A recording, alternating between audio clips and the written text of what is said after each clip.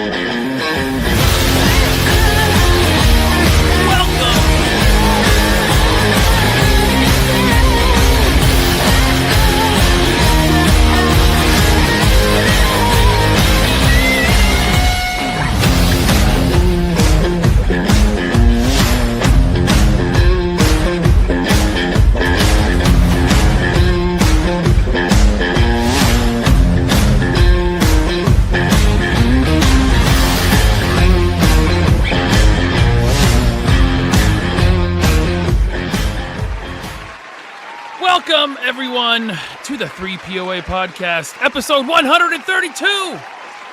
I'm your host, LaserPants, also known as Ryan. I've got a great show for you tonight.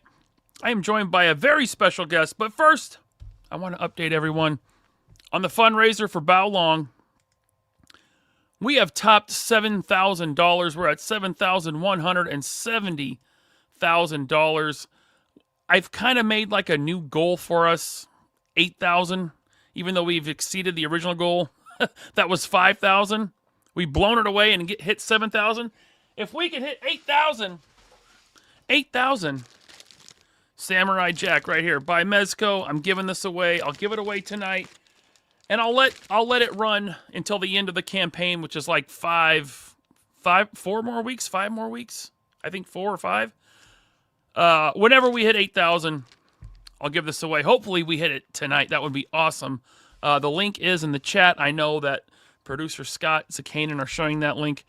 But that's where we're at for Bao Long's education, 7,170. And if you have no clue what I'm talking about, go check out the episode of 3POA that I did with Mrs. LP.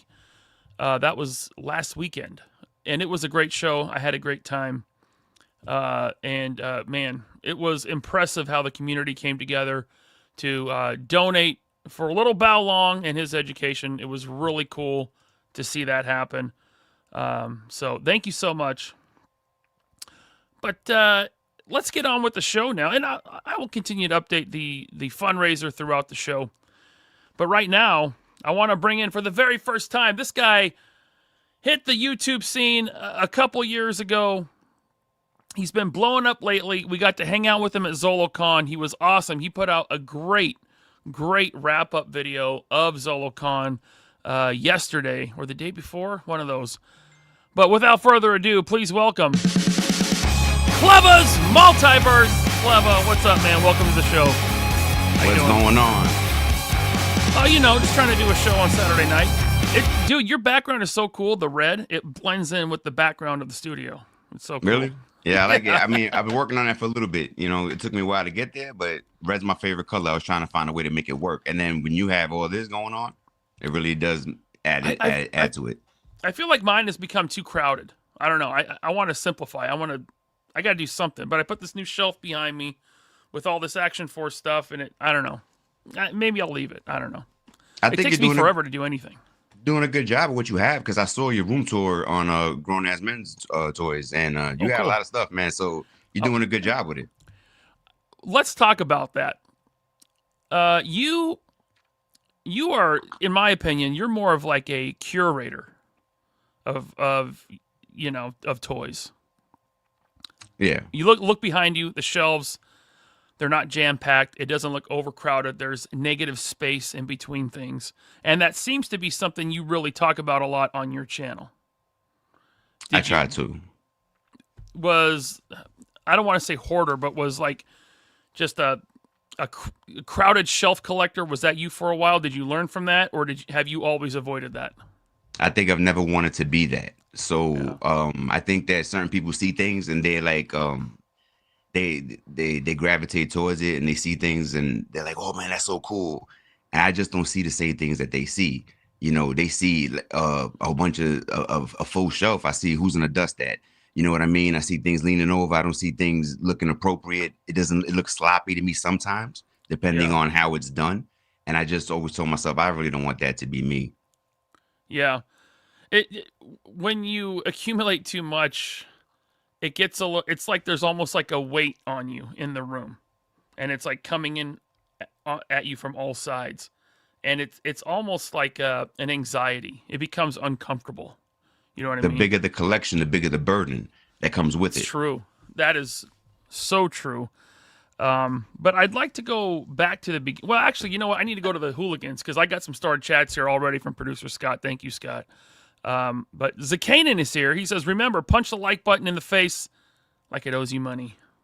Indeed. Thank you, Zakanan. Peak Obi-Wan says, what's up? How's it going, Peak Obi-Wan? Jersey Maniac says, good evening, hooligans. What's up, Jersey? Thomas Goes Nostalgic says, happy Saturday, everyone. Didn't realize Cleva was at Zolocon. Would have said hi. Yeah, man, I totally missed a few people that I would have loved to have said hi to, like Jay Shot and Machu Toy. Never even saw him once. But it's a pretty big con, and I guess it could be easier to miss people. It depends what time you was passing by, too, because I think some people were passing by on Sunday, and I think Sunday things were dying down, and some people weren't there, so it depends what day you were coming in. Yeah. Jersey Maniac says, feels like I've been waiting 6 years for this show because of a faulty transmission. Nice to see you on the Johnny Carson show, Cleva. Man, it feels really good to be here. Thank you so much, Jersey, for everything that you did, man. Was I the only one who felt the pressure at Zolocon when Jersey was like, okay, man, so you guys need to reschedule. Let's go, right? So you were supposed to be on the show back in October. We had made plans. It was scheduled for like a Wednesday, and that happened to be the same day the transmission in my truck blew up as I was driving home from work to do the show, and I had to cancel. And I just kept on putting off rescheduling. So that's 100% on me. Thank you, Jersey Maniac, for lighting a fire under me at Zolocon to get, I mean, there's nothing like being put on the spot like that, you know? He's like, well, I guess I got to do it now, you know? Yeah, and I felt the pressure too. I was like, I was like, it was definitely in the air. Yeah. Giraffe says LP throwing out the negative space and other design terms so cultured you wouldn't have guessed. Yeah, I don't know about that. But thank you. And then Zakanan sends in $6.66. Thank you so much, Zakanan. He's an angry elf. He says, LP definitely feels like a weight in my room. How dare you? Also, Cleva's latest video was humbling and uplifting. Everyone should watch it. Indeed, man. It was about the con, but it wasn't so much about the con as it was your experience entering into a larger community, right? It really was, so like in my more than just toys fashion, right? So I always try to take something and flip it into something else. So it was about the Zolocon experience, and it was about my entry into it, my first time being there. But it was also, I try to intertwine it into our collecting community and culture, which is exactly what I named it, what community really feels like. And I really felt that way because I felt that way immediately, and I knew throughout the middle, like the middle of the weekend, I was already upstairs in my hotel room telling my girl, they gave me my next video. I hope they notice, you know what I mean? Because I was already feeling it, and it was just a matter at that point of how many more details was I gonna jot down, But it was really a testament to everybody that I met and how open and welcoming everybody was. And I was just trying to come from it from a space where that's not really something that I'm used to exactly. And especially, with guys, this is I want to say 95%, male driven culture and hobby, right? We do have some females, but they're far and few in between. This is mostly a male driven hobby. And for one male to give another male, any type of props or anything like that, it really takes a lot. You know what I mean? It takes a lot. Yeah. And I really respect that when it does come, I don't take it lightly. I know where it's coming from, and I know that if it's coming at all, it takes a lot to get that, So I just wanted to show my appreciation for that, because I didn't want anybody to think that went over my head, it wasn't appreciated, or that I didn't see that at all, So that's where that was coming from. And I thought it was good to tie it in to my More Than Just Toy segment, because that's exactly what I speak about community and culture. I just didn't have the expectation I was going to walk right into it as Zolocon like that. It's easy to think that you would show up at a toy convention and the atmosphere would be like the YouTube comment section on a toy video, but it's really not. People are really. It seems to me that people are way more friendly and open and welcoming than online communities, YouTube comments, Facebook groups. It's like sometimes I feel like I can't post anything in a Facebook group without just getting dogpiled. And it doesn't matter like what you're posting. Like someone will have something to say about it. But in person, it's a totally different experience. It is a totally different experience as far as it's nobody coming at you sideways, right? Because people are quick to type things that they would never say to your face, right? So that's already taken out. That's already taken out. But then at the same time, like I said, for the acknowledgement part, doesn't mean that that's going to come. Because, I'm not going to say names or anything like that, but I've seen people with 4 or 5 times as many subs and bigger name than I am. And I felt like they were just it was quiet. You know what I mean? And I felt like I was having a better experience than they was. So that's what I mean. Sub count is nothing. And it's really all about the respect that you get from your peers. And I really wanted to put that out there. Yeah, I mean, your channel itself is really, I'll say it's focused on positivity. Like you will address things that maybe are negative. Like a few weeks ago, you did the one about the quote, "It's just toys," right? Hey, it's just toys. But you always have your positive spin to it. Your videos are designed to make people think a little deeper about the hobby. Yeah, they really are, because it's crazy because that video was inspired from something I saw on your podcast, and I was like, wow, I was watching it and I was like, this is a good way to I want to speak on this. It's just things that I really see, because the thing is, like, it's quick to fall into a stereotype where people will say, oh, it's just toys, or to minimize something. But when I look at the issue, what I'm seeing is not the toy. What I'm seeing is that's the minimization. That's you trying to dismiss it after the fact, and you're trying to bring it down to just toys. But what I saw was a little bit of disrespect. What I saw was somebody feeling violated, and what I saw was that not getting validated. And then when that gets dismissed, and when it gets put on a term like it's just toys, that's like telling somebody when they're really high, yo, just relax, calm down. That doesn't really work out for you. I don't know if anybody's ever tried that when somebody's really hot. Telling somebody to relax when they're hot, they turn around and say, "You don't tell me to relax." It does that's the opposite. Really what happened. Exactly. Yeah. And that's what, it's just toys, man, relax. It's like, yo, you really trying to dismiss me? Like, and that's what really goes. And the problem gets disregarded. Whatever the problem is, insert favorite problem here. But that's the term, and that's the cover up for a lot of that. So when I see things like this, I just try to speak on those things because I see them, and I feel like I'm not the only one who sees these things.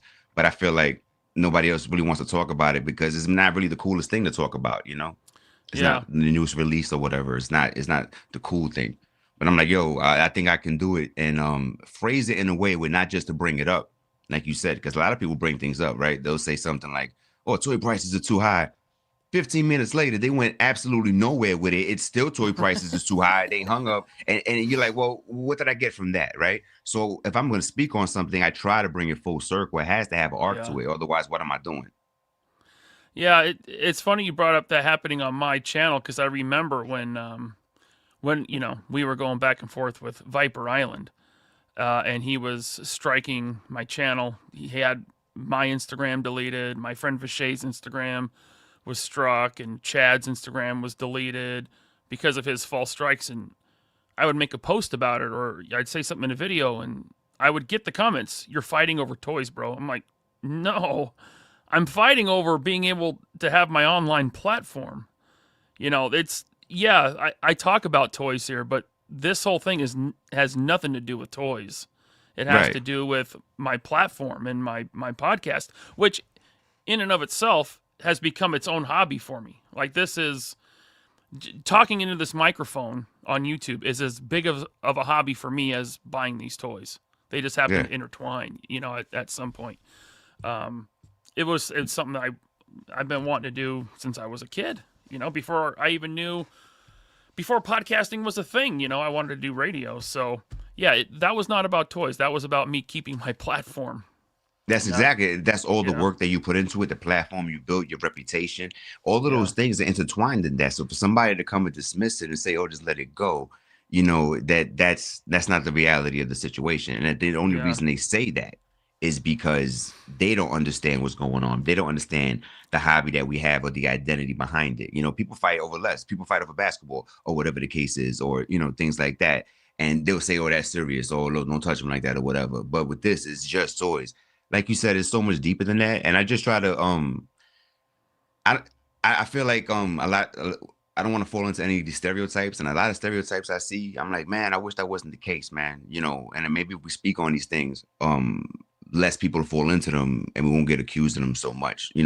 Like they're saying that we might not be grown up, or we mismanage money, or things like that. I look at it the opposite. I look at it, for us to have a hobby like this, we have to be very good with money management, because Yeah. this will be the first thing that our family will take from us. If our bills aren't paid and the mortgage is not going good, or somebody's hungry, the first thing they got to go with Spider-Man. They would never allow this, and we know that as collectors. So, I would think that we have to have the better money management than somebody else. So for them to criticize us in ways like that, it makes me want to speak on it. And you bring up prices, and one of the things I've heard a lot over the years, because this channel does talk about toy prices quite a bit. We talk about value, for our dollar, and what these companies are giving us and expecting us to support. And another phrase that I probably get as much as it's just toys, bro, is don't like it, don't buy it. Which, of course, if I don't like something, I'm not going to buy it, right? But if I do like it and I think it's overpriced, well, I'm going to talk about it. I'm going to share my opinion of that, because I would like the company to hear it and maybe adjust those prices. And I'm not saying I have that much of an influence on a company like Hasbro. I know people at Hasbro watch this show and stuff, but we have to talk about the things we don't like in the hobby too, because if we're only praising everything, like for a long time, I was a big Mezco glazer, right? I mean, All I right. still love Mezco figures. But as the platform grew, I would get messages from collectors that watch the show telling me that, oh yeah, I went out and got these Mezcos. I hope they're good. You told me to buy them. I'm like, wait, what? And to find out they're buying stuff on the secondary market that's several $100s over MSRP. And that made me feel a little bit of guilt. Like, oh God, Did, you really have to watch what you're telling. You have to watch what you're saying in this microphone, because people will run with it. Did it And make you realize that you have a platform and you are an influencer, even yeah, without trying to be, just right. by you existing, by you having a background, by you having the platform that you have, people are going to want to emulate that. And that's really what I try to make the distinction when people are watching, right? And I always try to talk from a younger perspective, from somebody who's younger or somebody just coming into it. What are you watching? Because at the end of the day, what we have going on, even in collecting, is probably above average. This is not average. What we're doing is next level, right? We've transcended the casual collector. We're on to having whole rooms and closets and basements and spaces for this, where other people just have an idea or a shelf. You know what I Right. mean? And Yep. then these people may look and say, well, I got to be like this guy. I got to be like him. And I need to have every release that comes out. And that's one thing that I do try to drill down, that we do have a platform and people are impressionable. So I mean, do with it what you want. It's your channel, but I do try to be mindful of that. And then to speak on prices really fast, why wouldn't somebody want to speak on something that they feel like is overpriced? I'm not with the maximum series at all. I haven't got one maximum series. I don't believe in it at all as a line, because I believe if that line succeeds, then why push $27 figures when you could push $50 figures? And the maximum series will become the regular series if you allow them to. If the way I want it to go, I want it to go the way of the 12-inch Marvel Legends. You tried it. You tried to make Hot Toys for $50. It didn't work. Now take your 12 inches and leave. And I want that to be the same thing that happens with the maximum series, if you ask me. But if something is overpriced, why not speak on it? Because when you say that you can't make a change, or whatever, yes, you could.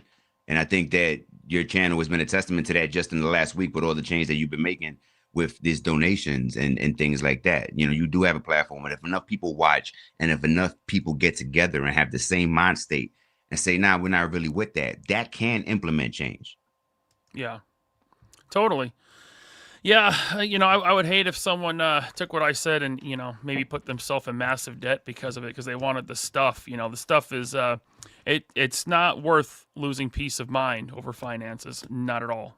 It's not worth that. So that's one thing I try not to push. I do try to preach responsibility, although I do joke about buying too much stuff a lot. But anyway, people have to remember it's relative. Everybody's is. different. Everybody's in a different tax bracket. We all work, but is everybody working 40 hours? Are we all working and getting the same dollar amount? Are we all keeping the same? Do we all have the same bills? It's all relative. So we can't just look Very at true. somebody and say, I'm doing everything he's doing, because we're not living the same life. And you had a great video about YouTuber versus collector, which ties right into it. It ties right into it. It is different for a YouTuber. Sometimes I feel like, well, I do want to get something just to play with it so I can have an opinion about it. I've done that many times. I bought something I'm not really into to check it out so I could talk about it on the show. So I don't think there's nothing too bad with that, but I've seen people trying to push, you really need to get this 17th Wolverine. Like, if you don't have this, you're not a real collector. I'm like, whoa, what is up with the peer pressure, man? Yeah. I see stuff like that. I'm like, you sound bought and paid for, my brother. Who is listening to this? I don't like that at all. No, that's not good. But that's what I'm referring to, stuff like that. Yeah. So I want to go back to the beginning of Cleva's story. But first, I got to get to the chat because we got a lot of hooligans here. Let's see. Oh, Mrs. Maniac is here. She says, if Cleva and Ninja could record reading the dictionary, I'd buy it and fall asleep to it every night. This community has some voices. You've been hearing that a lot lately. Like Ninja's, he's like the guy with the voice. He's been the guy with the voice for years, but now as you're coming up, it's like, damn, I think Cleva's the guy with the voice. Nah, I think Ninja still got it. I think Ninja still got it. Yeah, he does. Thank you, Mrs. Maniac. Jade Elf says, hey, LP, I'm from Atlanta, Georgia, and I'm going to be starting my own Toy Tuber channel soon. Are you coming to Toylanta? I'm not going to Toylanta. That's one I haven't been to, but I'd like to someday, maybe. But yeah, have fun and get that Savage Crucible exclusive if you're into it. I mean, I'm not trying to peer pressure you, but it looks really cool to me. Thanks, Jade Elf. Kevzilla's been a member for 31 months. Thank you, Kev. He says, happy Saturday, LaserPants, Cleva, and the magnificent hooligan bastards. Thank you, sir. We got K-Dog with 3POA podcast membership. Thank you, K-Dog. I appreciate that. What do we got here? See, I got these assets, and I don't know which one to play. How about this one? Ha, ha, ha, ha, ha. Thank you very much, K-Dog. And we got Dev Nexon gifted 3POA podcast membership. Thank you, sir. Stop talking shit! Thank you. They're so random. And let's see. We got K-Dog Broadcasting gifted another one. K-Dog going crazy. Thank you so much. Let's see here. We got oh my God, Chuck You Dude sends in 5 3POA podcast memberships. 5. Thank you so much, K-Dog. I really appreciate that. And here's my one and done for the night because I don't want to piss everyone off.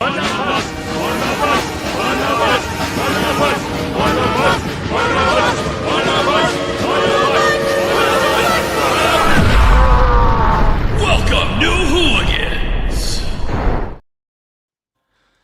Let's see who got those. That was Bone Eyes 42, Gatcha Gray, Kid Sidekick, MJ Staten, Chico Collects.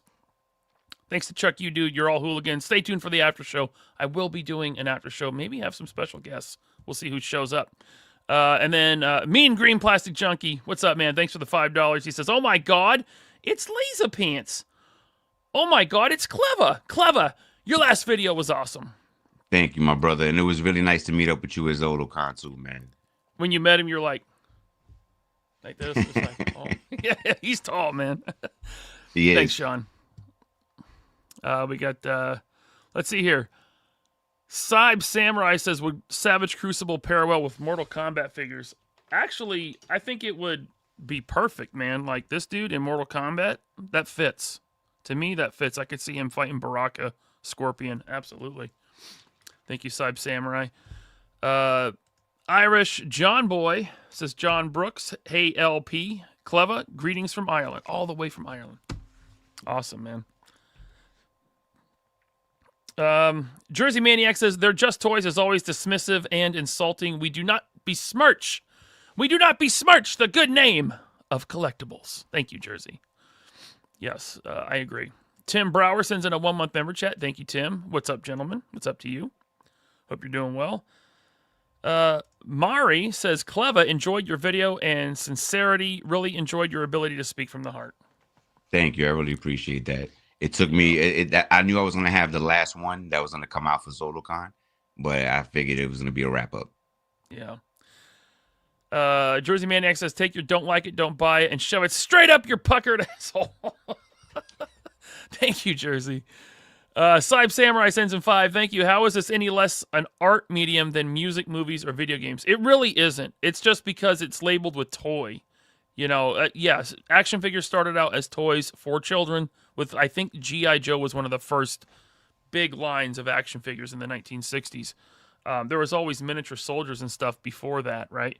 But as we grew up with our little pieces of art.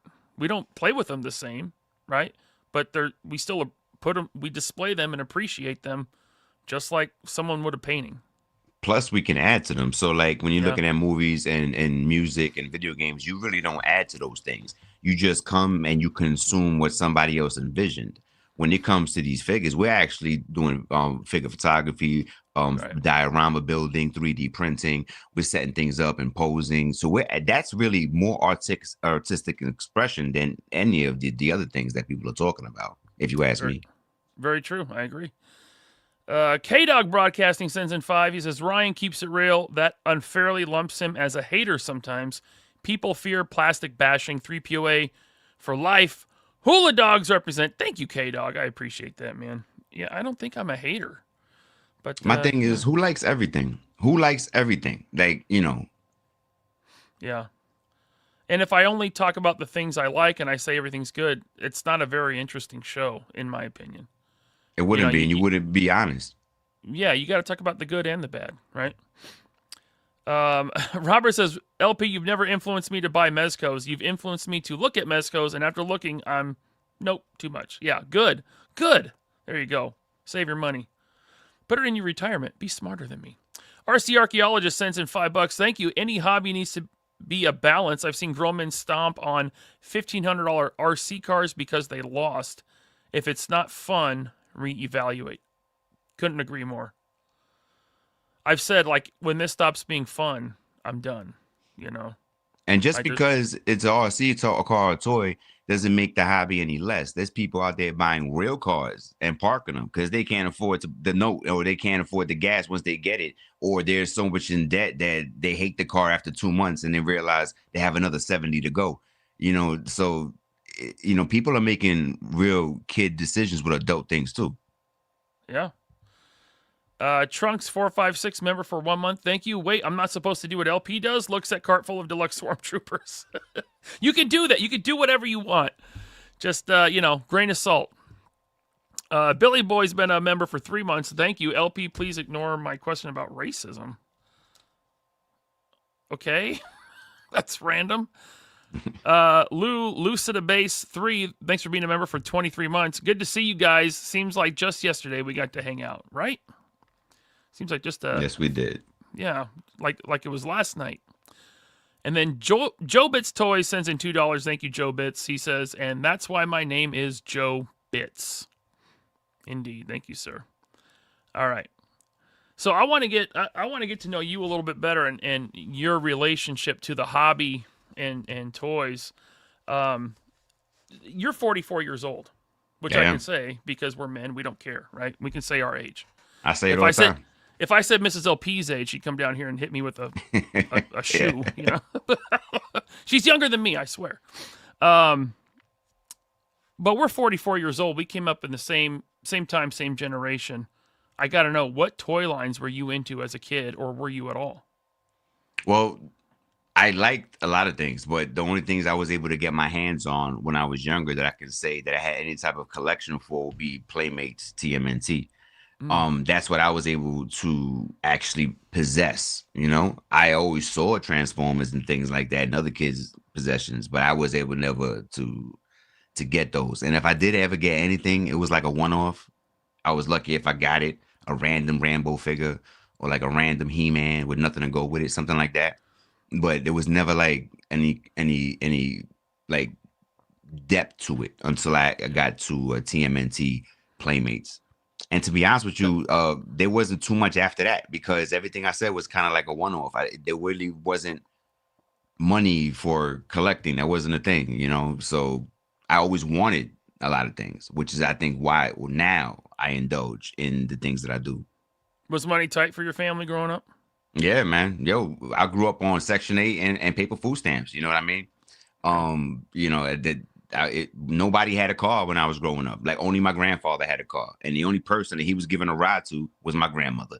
That was it. There was nobody, you didn't need to ask. You know what I mean? He was like, no, I'm not getting no ride. What are you talking about? That's just how it was. You know, sneakers was on my birthday or Christmas. That's when you got sneakers. It wasn't like, oh, when people say, oh, the Jordans are dropping on the 19th, my mom would have been like, and it's the 19th your birthday? Like, what does that mean? Like, you know, that's how I grew up. So now, you know, people growing up getting these things because it's a random Saturday.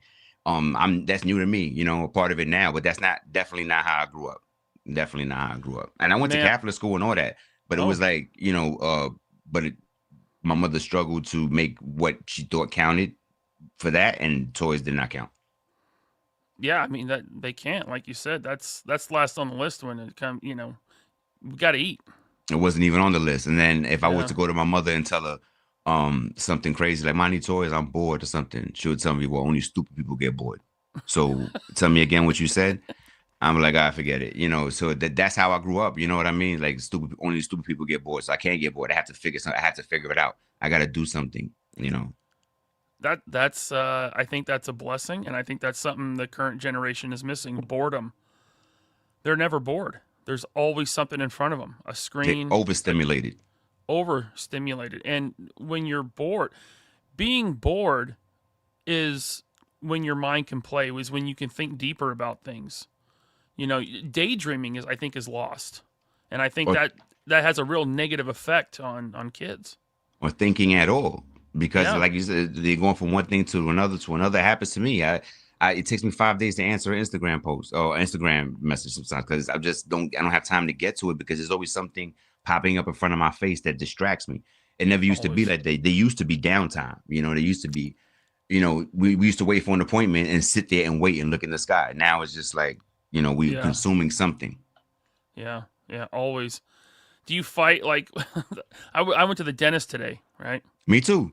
And that's crazy. That's crazy. So I go to the dentist this morning, and I'm sitting there in the waiting room, and she's like, we had to push your appointment back a little bit. It's going to be like 45 minutes. You know, the doctor, this and that. I said, okay.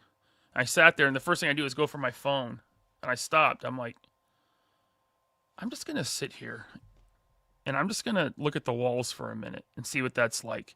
Because what we do now, the first thing we do if we're waiting, the phone comes out, and we're scrolling. Instantly. Yeah. And this mostly garbage is getting pumped into our brain all day, you know. And I just wanted to like kind of look at the paint on the walls and just I wanted to daydream. I didn't want to be stimulated by I didn't want the dopamine hit from scrolling, you know, doom scrolling. Because and that's when you have the best ideas sometimes. When you have the best thoughts, when you know, and it becomes more rare as time passes. But the new generation doesn't even know about that. So what we're talking about now, they're looking at us like, look at these old guys. I don't know what they're talking about. You know, it doesn't exist to them because it's always been constant stimulation since day one. They grew up with an iPad. Yeah. You mentioned sneakers earlier, and I remember taking my son to daycare and dropping him off and looking at some of the kids, and most of them were wearing Jordans. And I'm talking under 5 years old wearing Jordans. And I was thinking, I mean, you know, in my mind, like Jordans are like $100 to $200, right? Like a pair of Jordans. I don't know. I've never bought a pair. But I'm thinking, like, when I was a kid, my dad would be like, you got $20 for shoes. And that was it for the year. Yeah. I was on strict limits. Yes. Back then, I think it was like 50 or 60 when I was coming up. Yeah, definitely. Yeah. It wasn't even. And I mean, but we were going to Kmart and I was getting Jordache shoes. And that was it. I mean, and they were plastic, falling apart in a month. Yeah, it was. When I was growing up, they had the Spaldings. The Spalding, there was the cheap ones and stuff like that. Those are the ones, man. Those are the ones I grew up with. The same exact ones, cheap ones. So how'd you get your Ninja Turtles? Did you have to? Did you like do odd jobs? Was it just here and there when they could get them, or? So once again, the stars had to align. So Lionel Kitty City was going out of business, and they was having a clearance. And this is back in the days when they was actually product on the shelves. So when, it wasn't a ghost town, they had the whole collection there. And I think when I was coming up, I think figures like $5 or something like that. So they must have been clearancing out for like $1 or so, $1.50, something like that. And everybody was there, and they bought everybody, and they put them in a garbage bag. And I remember because I was doing bad at school at that time. That's when I had promotion and doubt, and that's when they used to actually hold you back before no kid left behind. I remember that's come our whole generation can read, because we was actually getting held back, and they were holding us accountable. So I was being held accountable at that time. So they bought all of those. They bought the whole collection, and then they told me like, "Oh, but failing kids don't get Ninja Turtles. We'll see what happens with if you turn around that promotion in doubt." And I turned around that promotion in doubt, boy, like in 45 days, something like that. I turned it around so fast, and that summer I had the whole collection in the Ninja Turtles. I remember that. But they held it over my head, and it made me work for it. I bet you appreciated those Ninja Turtles more than any other kid. I really did, man. And I was grinding, coming home, wanting to do homework, wanting to do a little bit extra, just because I knew I had to catch up. So, that's the memories I have of Ninja Turtles and how I had to work for those, even as a kid. Did you have any vehicles or play sets, or was that just like a pipe dream? Were you able to get those? Or surprisingly, so I remember I had the blimp. Oh, cool. Yeah. And I remember I had the party van too. That was about it, those two. And for some reason, I did have Castle Grayskull. I didn't have too many figures to go with it though. I know for some reason I had the castle, but I didn't really have too many figures. I think I had like 2. Yeah, He-Man, He-Man started when we were very young. And so by the time I remember going to the toy aisle, they were kind of phasing out. It wasn't like the early 80s when Masters of the Universe had taken over, I've heard you talk about it before too, with Motu. I'm not into Motu myself either, because I never gravitated. It was on TV. I used to watch a couple of episodes here and there, but I never gravitated towards it. I was never really like, oh man, He-Man, I used to see it like, whatever. And I think I heard you say you don't like Thundercats. Thundercats was more my thing. I used to love Thundercats. Man, I used to have that sword and everything. I used to run around the house, running around thinking I was calling the Eye of Omens. I used to love Thundercats. To this day, I still say Thundercats has the best opening theme of any 80s cartoon. Like, that theme song is a banger. I love that. I'll put it on now. Why does Super 7 have Thundercats? That's the only reason I don't do it, because I don't like Super 7, and I don't like the price. I don't like the way they look, and they just a little bit too big. You seen the Cats layer and like the Cats, the tank? It's just too big, man. It's just too big. It's just like, I've seen it in people's setups, and it makes me not appreciate it because it just takes up so much real estate. The room is not big enough. You would have to have that like in an auditorium or something for it to make sense. Like, I don't know, something really big. And I see it, I just don't want it. And I'm just like, and I want to want it. I want to want the Cats layer and stuff like that, but Super 7's not doing a good job for me. Yeah, I saw the Cat Slayer in person at PowerCon 2023. I was with Articulated Ninja, and we go to the Super 7 booth before the place opens, and he stands next to it, and it's like a foot taller than him. Like, this thing is, and it's just on a table, right? This thing is huge. And I remember being really impressed, but looking at it and thinking, what would I do with this? Because then the inside is all done. You got the computers and stuff. You have to turn that whole thing around and then open it up. How would you display that? Because then the cat, the whole front, the iconic part, that's pointing at your wall. So in the middle of the room, but then you have to have a huge room for that. And I'm like, just more trouble than it's worth. I mean, for me. But again, I'm not a huge Thundercats fan, so. And it's rare that we say that, because usually we see things in the bigger the better. We're like, yo, you see how big that Juggernaut is? You see how big that tank is? It's crazy. So when we see something and we're like, yeah, it's a little big, man. That's saying something, because we usually want bigger things. Yeah, absolutely. So you're a kid, you're probably 13, 14 maybe. That's how old I was when I started, walking away from the toys as a kid, playing with them. did you just keep going? Did you just keep collecting, or was it like done? And then you hit Nah, adolescence and grew up and came back to it. I started growing up like at 12, man. Like at Mm. 12, reality was hitting me. So there was no more toys, and then even video games was more like a nighttime thing. Um, Toys didn't. My brother's 9 years younger than me, so I would live vicariously through him. So by the time he's coming up, he's going through Beast Wars and stuff like that, and getting Oh, man, Transformers. yeah. So I'm living through him, and I'm looking at his stuff. But I'm more like coming home because I'm outside doing grown up stuff, and now I'm starting to come back, and I'm seeing what he's doing, and that's how I'm getting acquainted with that. I got acquainted through Yu-Gi-Oh cards with my brother because when Yu-Gi-Oh first came out, he was younger, so I started buying cards to play with him, and I started getting hooked on Yu-Gi-Oh with him. But I was living vicariously through my brother for a while, and it wasn't until I was a grown man that I even did a 180 and even thought about getting any type of figures. It was just like it was just like non-existent for so long. It was just non-existent. Wasn't even a thought. And then one day, I remember one day I started getting to a couple of Flash figures to do with things like that, and that was right around the time that I think it was blessed because I was just going through a breakup at that time too. So I was in the middle of finding myself again because after you with somebody for like I was with her for 8 years, you kind of like lose yourself in the moment. You start thinking in terms of us instead of you. So I was getting back into thinking about me, and that was the perfect time because I was jumping right back into the hobby while I was rediscovering myself. And I think that helped me to really put myself back in perspective of the things that I like to do because that's what I was thinking. I was thinking like, what do I like to do? What is that I want? Not that we want, that I want to do, and it's been it was so long that I hadn't thought about that. Me in the singular sense, not plural, singular. What do I like? And It's that was almost what like a was coming up, reprogramming of your brain. right? It was almost Yeah. like a reboot, right? Like start from scratch with the initial programming, man, because this you got some malware going on. So now we're gonna restart this from how it's supposed to be. And that's what I felt like I was going through. So that helped me with that transition. If you ask me, that right there did. When was that? That was When around did 2017. 2017 is when you got back into collecting. That's when I can Yeah. say I jumped So full steam into it, and I can say from this point on because like saying on January 1st I'm going to start collecting Marvel Legends, that's something new to me too. That's something that's new generation to me that when I was like we was growing up and stuff like that, it was just we had things that we didn't, and some people had more and some people had less, but we never yeah. even used words like collections and displays and stuff like that. It was just my toys, my stuff, whatever. I have more, whatever the case is. I think when I started making that distinction that I'm going to start collecting these things moving forward, that was around that 2017 time.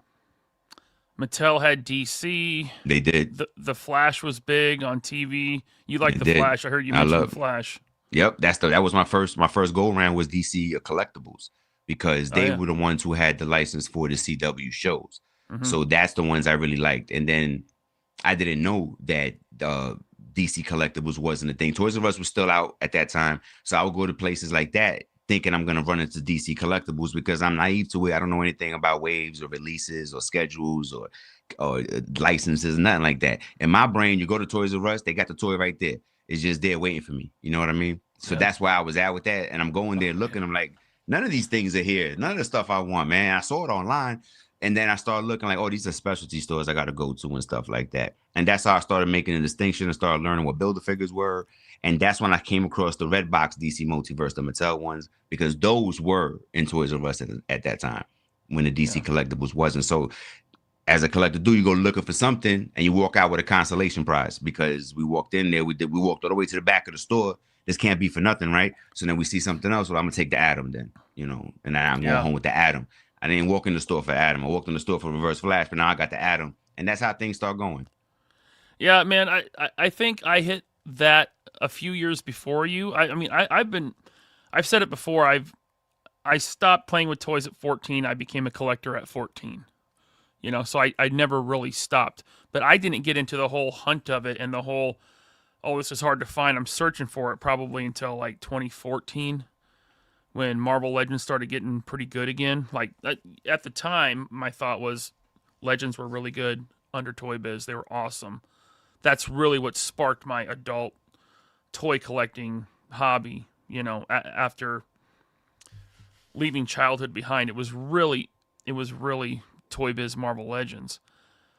But in like 2014, 2015 is when I started searching online and finding online stores and learning about release dates and drops and getting into YouTube more, creating a YouTube account and subscribing to YouTube, finding YouTubers and stuff like that.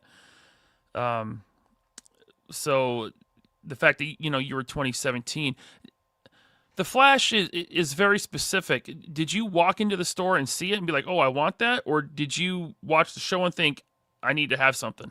There you go. So it was the show, right? And it was really Zoom, right? Because, yeah. And I always say the Flash because it's really the power set, but it's not the Flash's power set. If you ask me, if I had that power set overnight, I would not be behaving like Barry Allen. That's why I like Earbars so much, and I like Zoom so much, and I like The Boys so much, because I watched that and I'm like, this is exactly what will happen in the snap of a finger. There will be no Steve Rogers. Make no mistake. That is a pipe dream. Nobody would wake up super enhanced and say, oh, I'm just super righteous. I'm going to be a struggling photographer, or I'm going to have problems paying my rent. That is not going to happen. You seen the movie Jumper? You seen the movie Jumper? Yes. So the first thing he did, the very first thing he did was jump into the bank, take that, and then he's like, my life, that's it, I'm good. Now I'm gonna eat lunch on the Sphinx. I'm gonna just chill over here. I'm gonna eat pasta in Italy. That's it. The very first thing he did was clean out the bank. That's what anybody would do. And everybody would just be quiet about it. It would be just like The Boys in front of other people. That wasn't me. What are you talking about? I try to save the day. And when they're not around, it's like, look at these humans, man. They're so suckers, man. Yep. That's exactly how it will be, man. You will only respect somebody that could do something to you. Right. If somebody could homeland to you, if they can't homeland to you, you would homeland to them. And that's what life would be. So when I saw the Flash, and I saw a Zoom drag him. I always liked the Earball, but Zoom really ragged him. I mean, I was watching that whole scene. I was like this. After the credits, I was still like, yo, man, he did him so crazy. And I want to say I respected that. I want to say, I was like, yo, I gotta get that figure, man. Like who, and that guy was made for TV, but man, that really got me into it. And I was like, I love this power set. I love the Flash. And it made me just dig into it more. And that sparked your interest in toys. That's pretty cool, man. Jumper, by the way, underrated movie. Like I love that movie. And I wish they had a part 2. Yes, definitely wish I had a part 2. And the first real rematch between Anakin and Mace Windu. Yo, that was crazy. Yeah. All right, I want to go to the chat here for a minute because we got our friend Toy Gains here. He says, Cleva, do you watch other channels, or do you feel like it may influence how you approach a video or figure? I do watch other channels, and I actually watch other channels specifically looking for topics a lot of the times. So I don't, because the thing is, I don't feel like I approach things the same way. I'm not looking to do a review per se, or I'm not looking to come from things from the same angle as somebody else is. So usually what I do is I see what's going on, and I usually take something else from it that's really not on the surface. You know what I mean? And I look for ideas that way. Like I said with the It's Just Toys, I look for an instance where it was really the disrespect or something that triggered me, and then I was like, oh, okay, you know what? This is the problem here, and I try to see how I can relate that towards the community. But I do watch people to look for ideas, and then I also watch people that I watch just because I like their content. So it's a healthy balance of those two things. Because sometimes I have to get myself out the box. I can't just watch the same things over and over because I already know what that's going to be. And I'm watching like a series that I enjoy. I'm not gonna take anything from that. I'm watching that as a consumer. So watching more critically is going to have to be something that I'm not accustomed to, that's brand new to me, that I'm watching for the first time, so I can really study and say, what am I watching here? So those would be new people and stuff like that. But when you first started, do you feel like you have like YouTube influences? Like, oh, this person influenced me, and I want to I'm feeling them. I kind of want to do something similar. If I was to say influence, I would say not the way you're talking about. So like the way I would say it is like what made me want to do it was the fact I felt like there was a gap in services. So I felt like what I'm doing now isn't being done. I felt like, wait a minute. I felt like there's a space, and I felt like we're on the highway and everybody's on the slow lane. The left lane is completely empty, but nobody wants to put their blinker on and go to the left. It's like they want to stay on the right. So I'm like, why? Let me just see what's over here, and that's how I took it like that. Yeah, no, I think that's why your channel's been taking off, man. Like really, I think what you do is so unique, and it's hard to be unique in a space that's so big and so oversaturated. But you found it, and I think that's why your channel is growing so fast. I get that from the comments too, because they will say things like, "Wow, it's really the topics," or and I engage with the comments. I engage with everybody who writes something, and I listen to what they're saying. And when I look at in the beginning, I think I was a little bit more mindful of it, a little more hesitant because I was like, I wasn't sure how it was going to be received. But then if you go to my comment section and you read a lot of my comments for some of my deeper videos, I'm getting full-blown essays. I'm getting paragraphs from people, and people are editing this. They're cracking their knuckles. They're sitting down. They're telling me their story. And that's because I feel like I've created a space that's comfortable for that. And that's exactly what I wanted to do. I wanted to make a community that felt comfortable talking about things and not feeling like they was going to get attacked or somebody was going to say something crazy. Because my comment threads read pretty positive, pretty direct, and pretty to the point. They don't stray. They don't start going off into some other tangent or whatever. I've seen other comment threads do that. And I tried to create that safe haven. And I think it's because of the things I talk about. I'm not scared to put myself out there. So I put out a sense of vulnerability within myself that I feel like once I put it out, it kind of calls for it back. It kind of like, you should feel comfortable because I made the uncomfortable go away first. I put it out there first, right? I put myself out there. So then I feel like that creates a good environment for that. And I don't really see that too much. I see a lot of complaining. I see a lot of criticizing. I see a lot of name calling, a lot of stuff like that. And I think that we have enough of that. So I don't really want that on my channel. Did you just describe me? Hold on, wait. I feel attacked. No, I'm kidding. Let's go to John's comment here. John sends in $5. Thank you, John Papa Sergio. I met him in person. I've known John for years online, but I finally met him in person at Zolocon. Super nice guy. I can't say that enough. John Papa Sergio is awesome. So thank you for the $5, man. He says, how are we supposed to know if we like something or not if we don't buy it first? Thank you, John. Yes. You're absolutely right. And I appreciate that, man. It was good. It was good meeting you in person. And by the way, if you want to buy something, I mean, why not buy it at nerdzoic.com? You know what I mean, Cleva?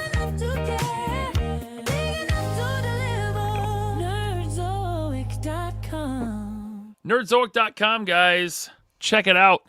He just dropped the Masters of the Universe Origins Universe 2000X Cartoon Collection Wave 30 set of 4. I can name all these characters, which is weird because I've never really watched the cartoon or the movie, but it's like it's so ingrained in us and it's always there and I'm always it's crazy. But he's got the new Masters of the Universe 2000X Cartoon Collection. That's a mouthful. You can go over there and grab those. Also, just in the new DC Multiverse. Are you into the Multiverse? I mean, I was against DC when it first came out. When Todd first took it over, because those scopes were horrible.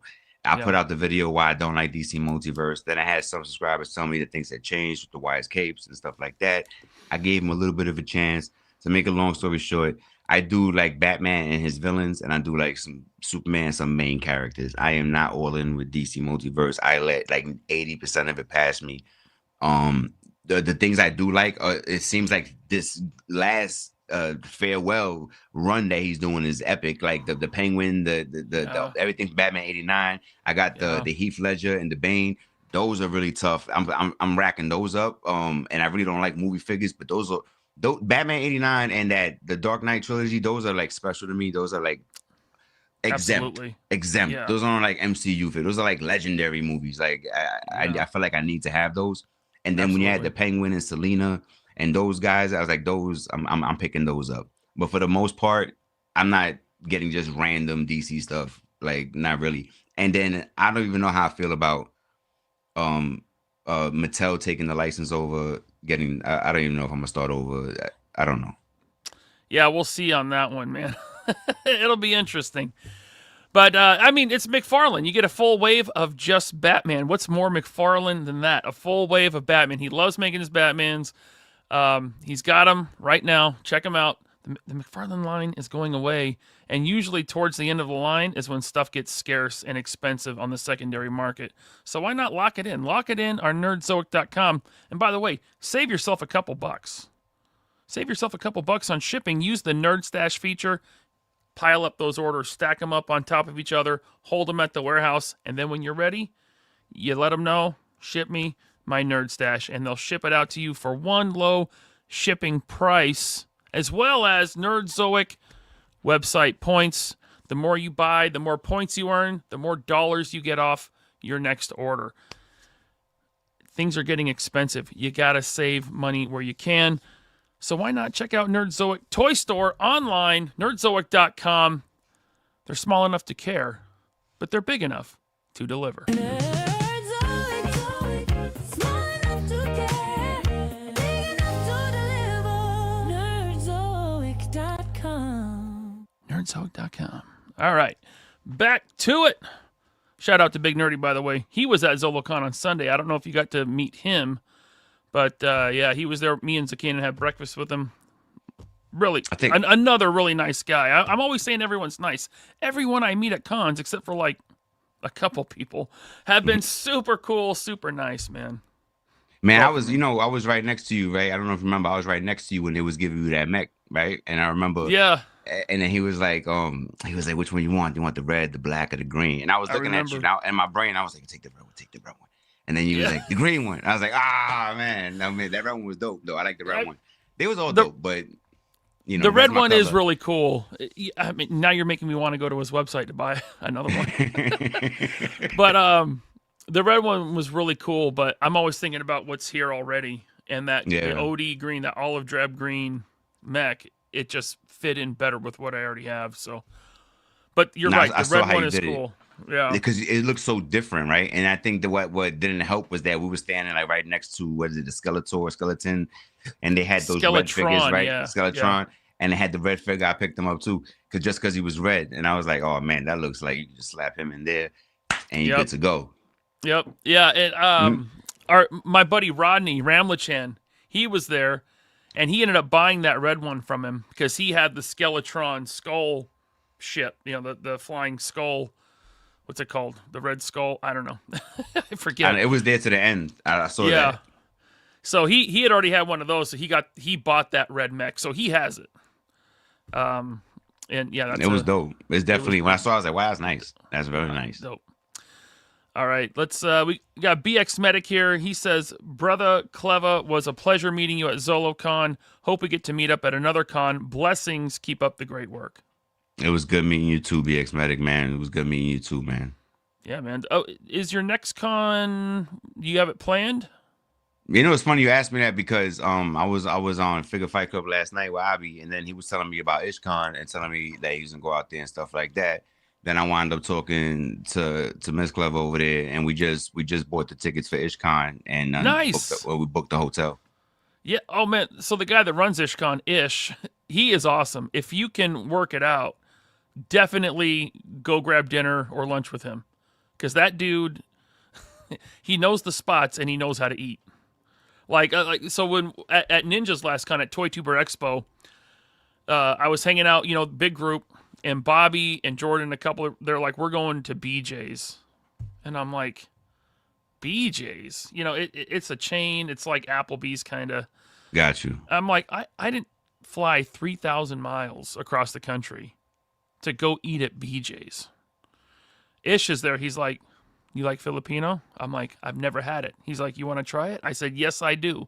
And he took me and Blake Tarpley, who was in your video. Right. He took us out to a Filipino lunch at this little hole-in-the-wall spot in Jersey. It was awesome. It was an experience. It wasn't just lunch. It was like an experience because I've never had the cuisine before, and I loved everything. It was awesome. Oh, that's dope. I never had Filipino food before. It's really good. It's really good. But yeah, Ish is a super cool guy. Abby's friends with him. I'm sure you'll meet him Yeah, at IshCon. he was telling me yesterday. That's why. So I was talking to him yesterday. I said, that sounds good, because I mean, we had so much fun at the last con. It was like, might as well go to another one. Yeah. I mean, of course, you're going to be at Ninja's next con this year, right? Yeah, as soon as we hear what's going on, I'll book that in as soon as I hear what's going on. Awesome. All right, because I'm definitely going to that one. I'm not missing it, and I think I'm bringing Mrs. LP with me. Maybe the kid too. I don't know. We'll see. The Titan 914 says, LP, I wonder if Nerdzoic sells TMNT. He does. Nerdzoic does sell Teenage Mutant Ninja Turtles. Absolutely, man. So go check it out. Tim Brower sends in $2. Thank you. Transformers, G.I. Joe, Mask had great songs. The 80s cartoons, there was a lot of bangers, man. Mask was awesome. Transformers was awesome. Transformers theme song was very weird. Like, if you know music and you know, like, music theory and timing, the Transformers intro is weird. But yeah, there's dude, Gummy Bears. Remember that one? You remember Gummy Bears? These things were made. We gotta remember, these were 30-minute commercials, and they made them in mind to make 30-minute commercials. That's why they were designed differently back then. Yeah, absolutely. Yeah, I mean, they knew how to rope us in, man. Definitely, they knew how to rope us in. Oh, give me 1 second. Say something in the chat, and I'll wrench you. You know who I'm talking to. I told someone I'd give them a wrench tonight. They just messaged me and said, hey, I need a wrench. I have to see you in the chat to give you a wrench and make you a mod. So, in the meantime, I'm going to take the next chat.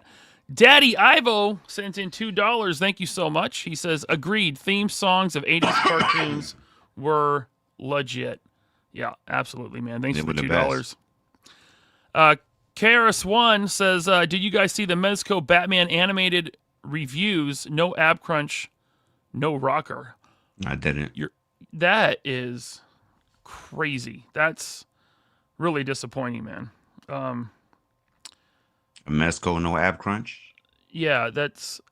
I know they're not known for their like amazing. I'm sorry. I'm super distracted right now. I'm getting messages that I need to attend to. Mezco is not known for their articulation, but no ab crunch, no rocker is insane. That's insane. Unacceptable. Especially at the price point. I was about to say, especially for that price point. Yeah. Mrs. LP, she says, too bad you can't rent for a while to see if you like it. Come on, guys, timeshare your toys and save money. That's, there might be a business plan there. Rent toy. Let me see if I like this thing. Let me rent it for a week. And then we got John Papa Sergio sending in $5. He says, guys, I'm willing to bet if you're not into Masters of the Universe, but you go and watch Masters of the Universe 2000X series, you will change your mind. I've heard that a lot. Was that the Netflix one? No, it was the one from like 2001, 2002. All right. It's actually, I think it's one of the first. Was it the first line that the Four Horsemen sculpted? No, they were working for McFarlane before that. But they sculpted that Motu 2000X toy line back in the early 2000s. I've heard good things about the series, but I've heard it ends on a cliffhanger and then it was canceled. Which I'm not about that. I hate that. But Cleva, there's someone here. We have a bit of a surprise guest, okay? He wanted to be at Zolocon. He couldn't make it. He's a huge fan of you. Huge fan. He wanted to meet you. He was so let down. So I told him, I said, he can come on tonight and just say hi. And he has something he wants to tell you. Okay? Are you cool with that? Sure. All right. KJ Smith. What's up, KJ Smith? What up? How's it going, man? Oh my God, it's Cleva, dude. The guy has a clever name because he's clever, right, kid? Fucking wicked pissing name, kid. It's a fucking pissing name. It's wicked cool, kid. But you got a New York hat on, so I don't know how long I could be a fan. Oh, man, you like New York? No, I'm from Boston. We're not supposed to like New York. Listen, man, I didn't even like baseball, so that's a baseball Me thing. either. That's not We're cool, a city thing. Cool. Yeah.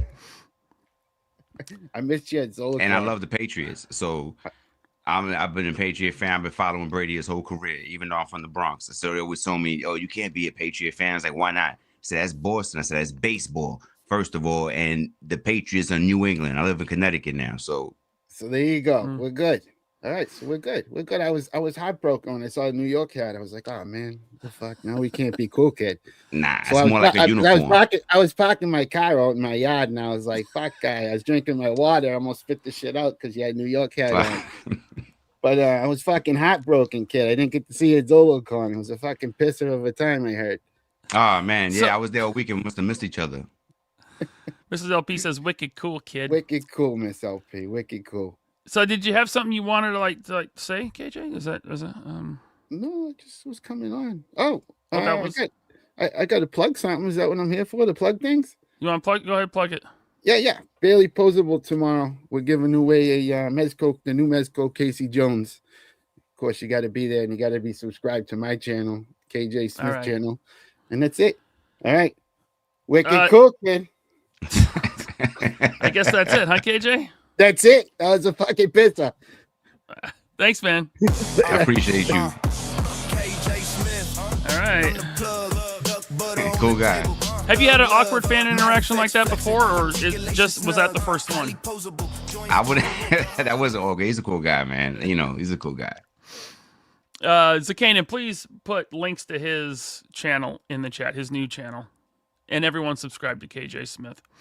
All right, we got Richie Figs became a member. Thank you, Richie. Stay tuned for the after show. We got a members only after show coming up for hooligans only. We got Joey here. He says, evening from Dallas. Hope you guys show up in May for the Joe Toy Fest. Would love to shake hands with you guys. I don't know if I'm going to make it this year, but if I do, come say hi. I'll probably be at the Valorous booth. Are you going to, you going to cross the country for a G.I. Joe convention?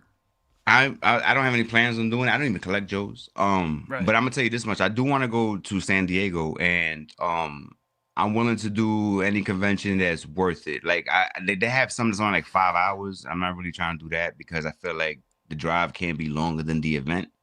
Yeah.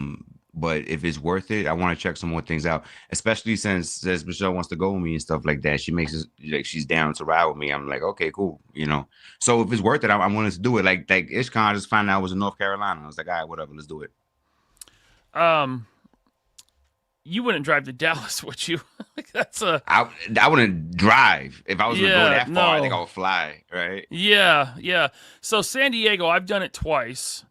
I would say definitely do it once. If you have the desire, if you have the means, definitely do it once. Just, you might not be, it's a lot, dude. It's a lot. And it's nonstop. And if you're trying to get coverage for the channel, if you're trying to, man, it's huge. And it's all day, and it's 4.5 days long. And I know it's bigger than New York Comic Con, and I know how much of an event New York Comic Con is because it's in the Jacob Javits Center. It's pretty much it's big floors, all that stuff. You got to break it up, and I've pretty much figured it's that vibe, if not even worse. But I figure like it's one of those things that I want to say that I've done at least once in my life. They'll ever say, "You ever been to San Diego?" Like I've been there. I did that before. I want to just put that under my belt, like you said, at least once and try it and see what's going on. But I totally expect that. I think I had more fun at Zolocon, which is a smaller event than I had like at the last New York Comic Con. And so in a lot of ways, I tell people that New York Comic Con is bigger in size, but Zolocon was bigger in quality. I have way more fun at the small toy shows than I ever did at New York Comic Con or San Diego Comic Con or the big one here, Emerald City Comic Con.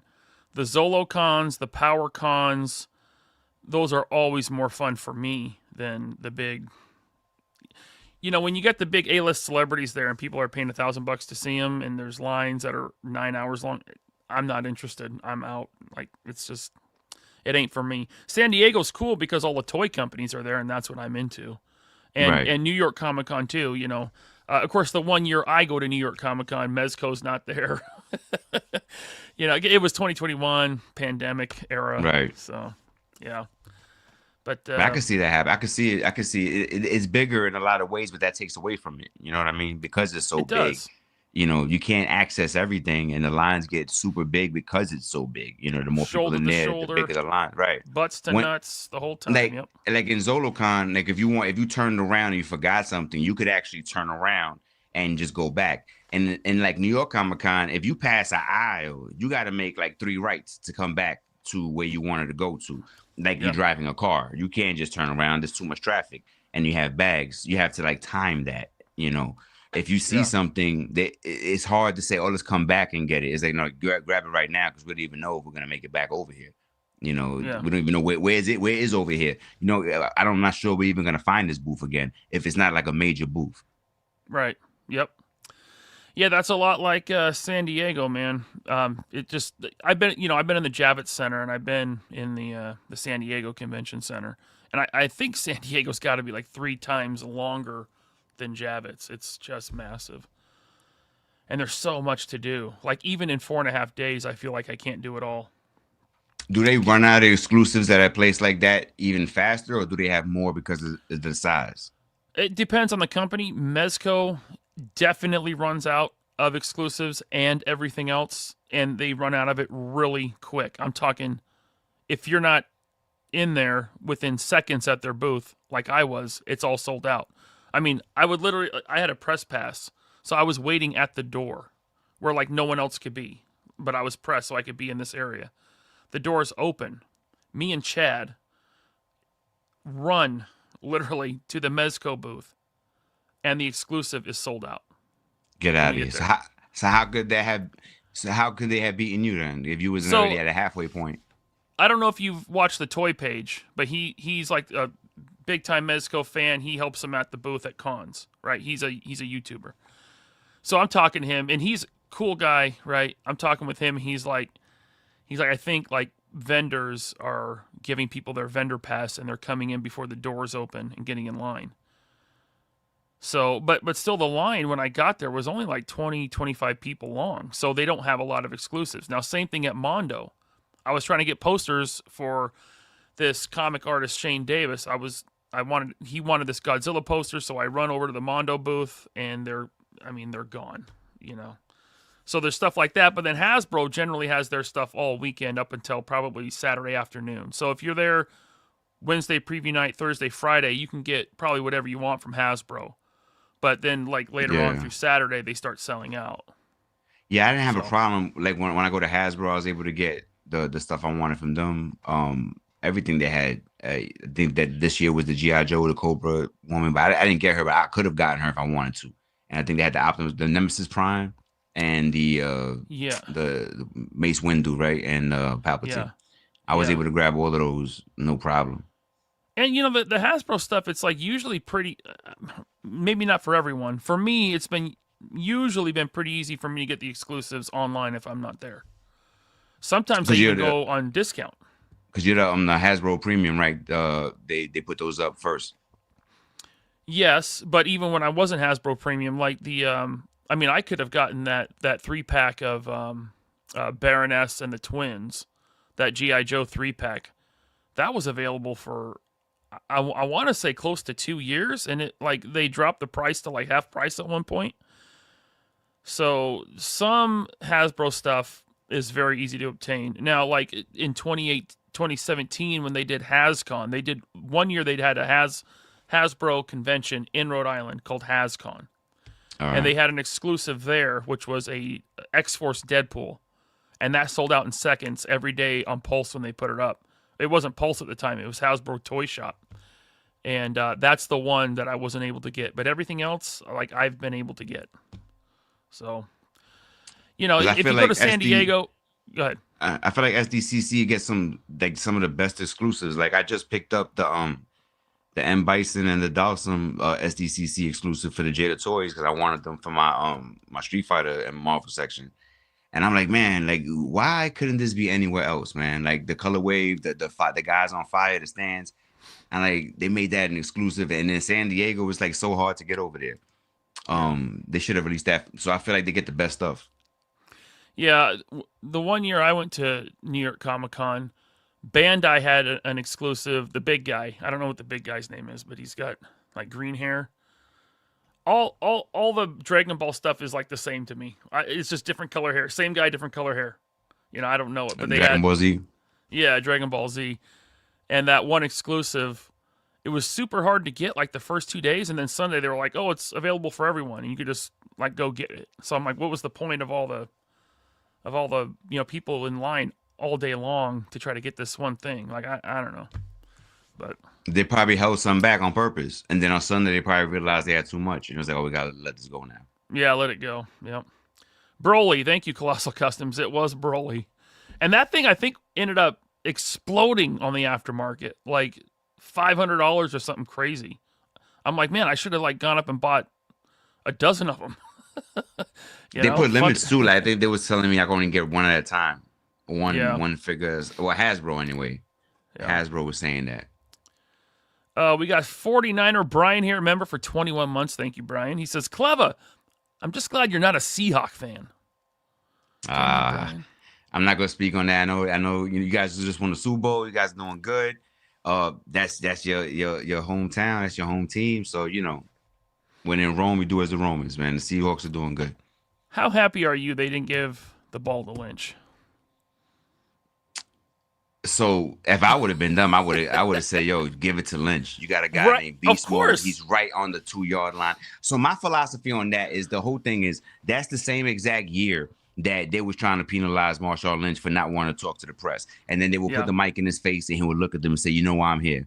Because he didn't want to get fined. And he would just repeat the same phrase, the same phrase, the same phrase.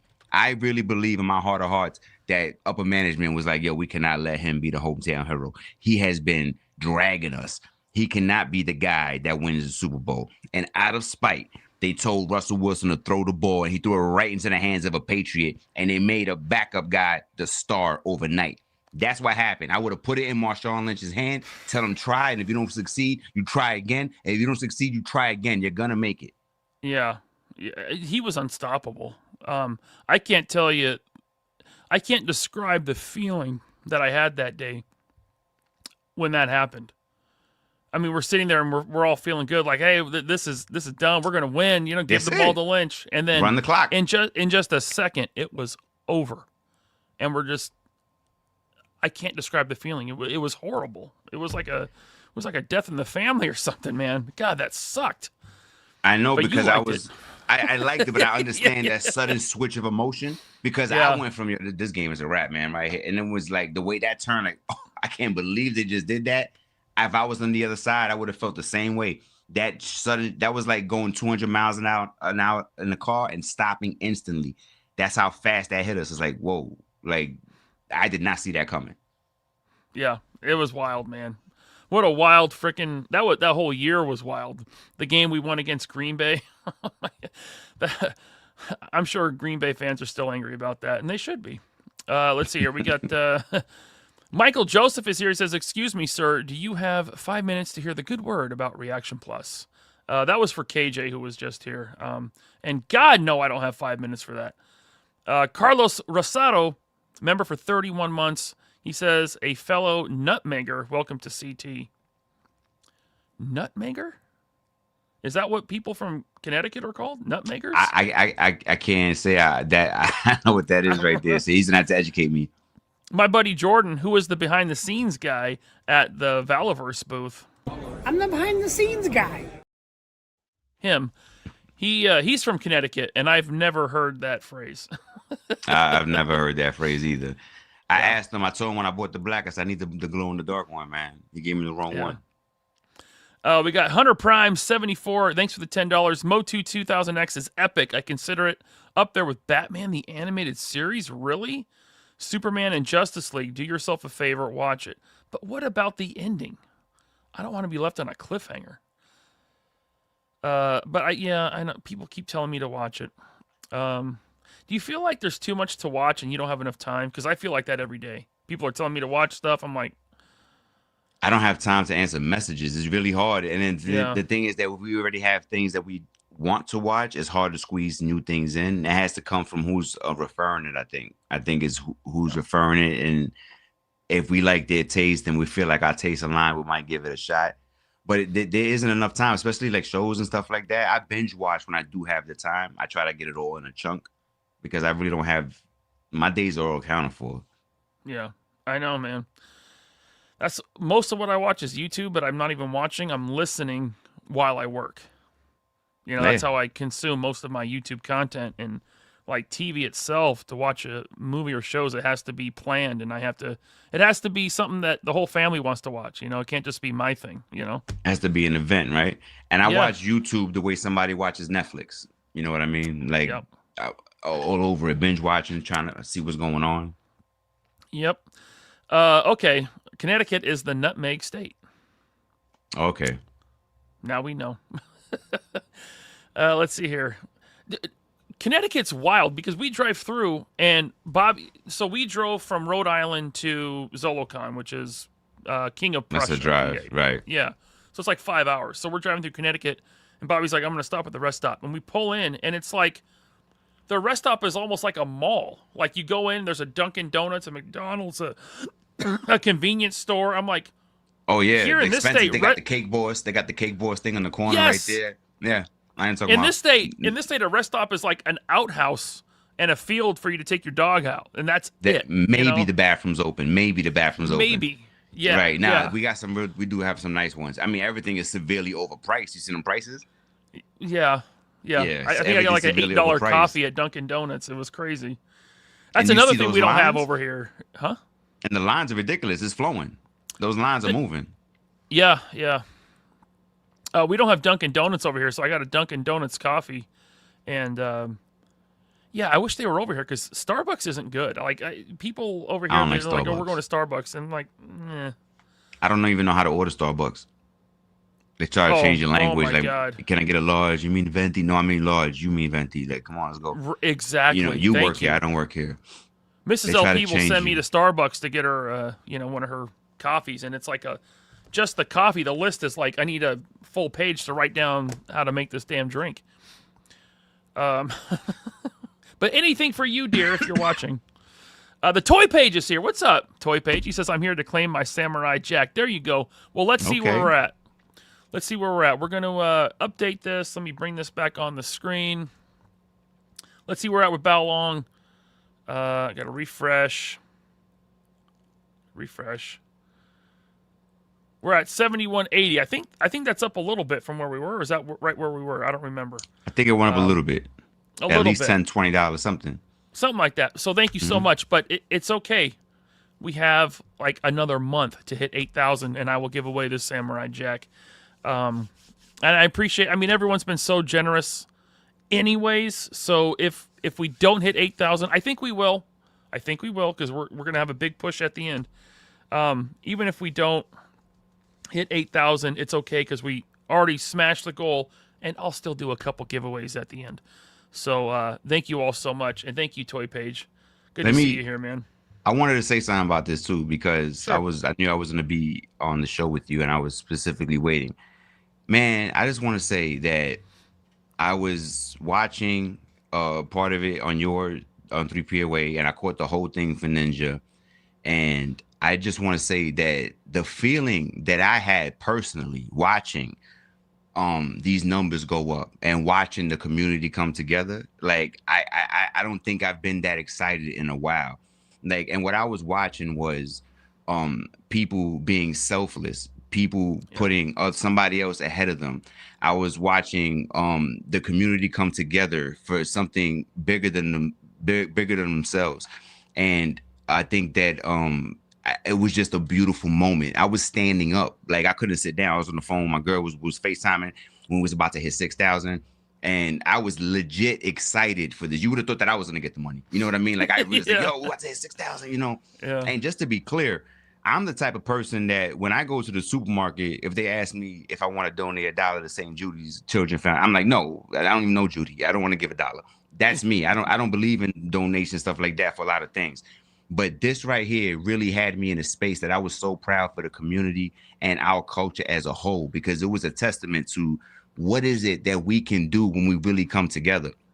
And I think that a lot of people, including myself in the beginning, was like, okay, 5,000 might be a stretch, might not be a stretch. But then when I saw it started rolling, I was like, man, I was really proud of all of us as a whole. And I wanted to say to you and Mrs. LP for being leaders and really starting that and really headlining it. I really want you guys to take a second to acknowledge what it is that you initiated in the first place, because that wasn't also only for Bao Long. This was a moment for the culture. And you guys really spearheaded that, headlined that. And I just want to make sure that people acknowledge that, because that is something that's so rare in this space that how can that not be acknowledged? I was super hyped, and I know there was other people that was super hyped. And I know when Bao Long gets this, at the end of the day, it's gonna make a huge difference in his life. So I just want to say that I was proud to be a part of that. Just watching, I was proud to be involved in it as a part of the community. And I want to say I'm really proud of you guys for being leaders in that, and that is just like awesome. And I really wanted to wait for this moment to say that this right here is epic, man. I really appreciate you guys for being leaders in the community. This is exactly what community is about. Thank you, man, so much. I mean, I really mean it from the bottom of my heart. Thank you. I have to say that the credit goes to Mrs. LP. She's just lucky she's married to someone with a YouTube channel to put it out there.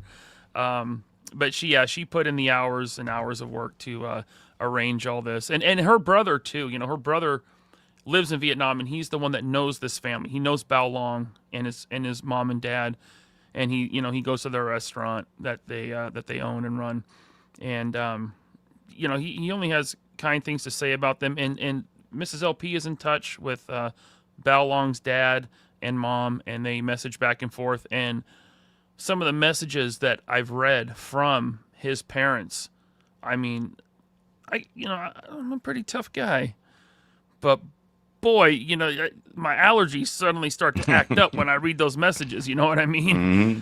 So, the whole thing has been just really cool, and it's a real testament to this community and the fact that people want to come together and support this kid who is really the next generation. And there's a lot of crossover in this hobby between creator and collector. There's a lot of crossover, right? Mm-hmm. A lot of collectors become creators, and there's a lot of interaction and socialization, even, and outside of the business aspect of it. There's a lot of crossover. The communities come together, and they're paying it forward really to the next generation of creator. I mean, this kid, he loves toys. He doesn't have any. So he made his own. He taught himself how to sculpt. It's an amazing story, and the sculpts are really good. They're handmade. They're super dope. And that reminds me of what my mother used to tell me. Right? I can imagine him saying, "Mommy, I'm bored." She goes, "Only stupid people get bored." He's like, "All right, you know what? I'm gonna make my own toys," and I could see that happening. You know what I mean? Yeah. And to be clear, I had read about this prior to you guys bringing it up. I had come across this somewhere in the internet, same pictures and everything, and I was like, wow. So when you guys brought it up, I was like, oh, okay. It brought me back really quick to I had seen it someplace, and I was like, yo, that's what's up. They took it and ran with it, and I was ecstatic over that, man. I could not sit down the whole live stream, man. Like when you was getting, I was just as hype as you was, man. I was like, I'm telling you, man. I was like, I couldn't believe it. Like I had to like this. Like if I was in church, I would have been like, I got the Holy Spirit in me right now, because that's how I really felt. You know what I'm saying? Like, yeah, you're speaking in tongues. That's how it was, man. You know, that's the moment that you guys created. So I'll say this now. You know, you're mentioning the show I did with Mrs. LP. I'll say this now that it's over. Mrs. LP was very nervous. She didn't want to be on camera. You know, she didn't. You know, she's never done anything like this live stream thing on YouTube. And in turn, I was like nervous for her. So I was actually nervous. And I haven't been nervous on this. I used to get nervous in the early days, but I haven't been nervous on this show in years. You know, I'm very comfortable doing this. But it was so funny to see her on camera, and I could see the nerves, and I'm like, I felt it was like empathetic nervousness. Right. But I'm glad the show was entertaining. I'm glad it turned out okay. So that's good to hear. No, it definitely did, man. Definitely. Hey, it just went up, $71.95, so it's climbing. Thank you guys so much. RC Archaeologist, thank you so much. Oh, and Grizzly Nightmare making donations. Thank you so much. Oscar made a donation yesterday. Guys, thank you so much. Like I said, even if we don't hit 8,000, we'll do like a big end of campaign in a few weeks when this ends, we'll close it out, and I'll have several giveaways. I'll hit up Mr. Vallis, see if there's something really cool that he wants to donate to a giveaway. We'll see. But yeah, KJ Smith, Mrs. LP, it's wicked cool. There you are, KJ. Now I could wrench you. Let's see here. Put user in timeout. No, wait. Okay, add as moderator. There we go. And KJ has a wrench. So yeah, KJ, feel free to share your channel in the chat. And everyone, please support KJ. And by the way, hopefully we're getting Cleva's link in the chat too, because if this is your first time seeing Cleva, you haven't seen Cleva yet. His channel is so good. Your thought pieces, your introspection, and the way you view and talk about collecting in the hobby is really unique. And everyone needs to check you out. Thank you, man. Thank you. Absolutely.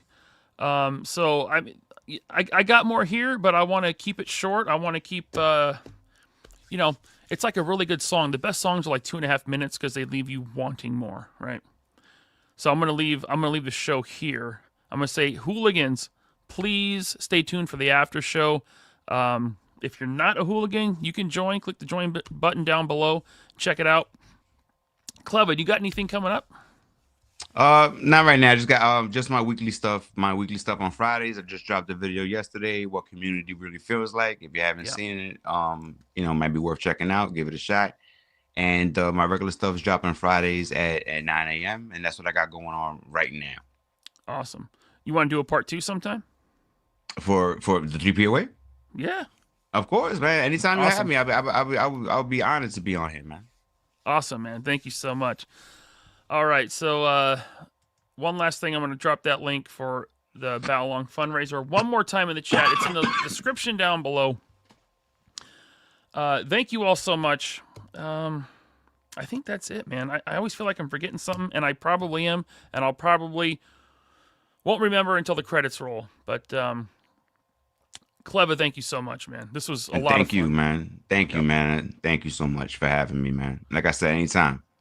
Awesome. Thank you. And I wish you nothing but continued success on YouTube. And I think you're going to be huge, just like Ninja. So from your mouth to God's from your mouth to God's ears. Awesome, man. Thanks again. Good night, everybody.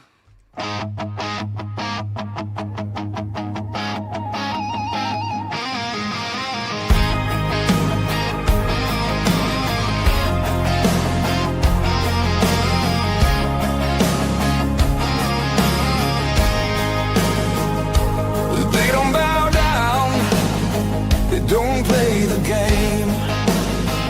No golden handcuffs, no bought-out name. LaserPants and valor, they cut through the haze,